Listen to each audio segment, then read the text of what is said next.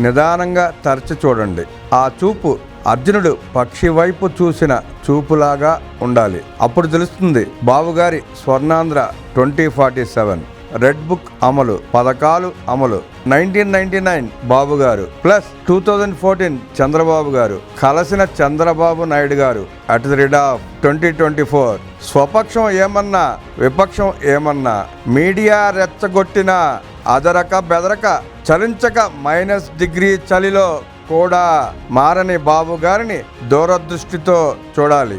Cycle తొక్కే మనం కాళ్ళ దగ్గర లైట్ చాలు అనుకుంటే బాబుగారు లైట్ 3 తరాల అభివృద్ధికి దారి చూపేలా ఉంటుంది. ప్రపంచ ఆర్థిక నిపుణులు అందరూ బాబుగారి సలహా కోసం ఎదురు చూస్తారు. ప్రపంచ వ్యాపారవేత్తలు బాబు దగ్గర ఉండాలి అనుకుంటారు.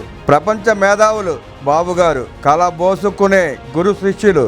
అన్ని రాష్ట్రాల ప్రజలు బాబు మా రాష్ట్రంలో ఎందుకు పుట్టలేదా అని బాధపడతారు. రాష్ట్రంలో విపక్షం బాబు ఉన్నంతకాలం మనం కుదురుగా ఉండలేము అని భావిస్తారు. కొంతమంది సైకిల్ వాలాలే సరిగ్గా అర్థం చేసుకోరు.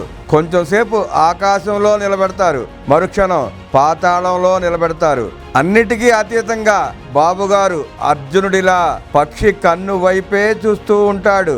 ఆ చూపుకు ఇప్పటికే కొందరు పారిపోయారు, కొందరు జైలుకు పోయారు, కొందరు రాజకీయాలే వదిలేశారు, కొందరు పార్టీలే మారారు, కొందరు తీర్థయాత్రలు చేపట్టారు, కొందరు ముందస్తు బెయిలు తెచ్చుకున్నారు, కొందరు గోళీలు మింగి నిద్రపోతున్నారు, కొందరు పైకి అరుస్తూ లోపల కాళ్ళు పట్టుకోవడానికి రెడీగా ఉన్నారు, కొందరు ఇంట్లో అందరికీ ఇప్పటికే జాగ్రత్తలు చెప్పి టాటా చెప్పడానికి రెడీ అవుతున్నారు.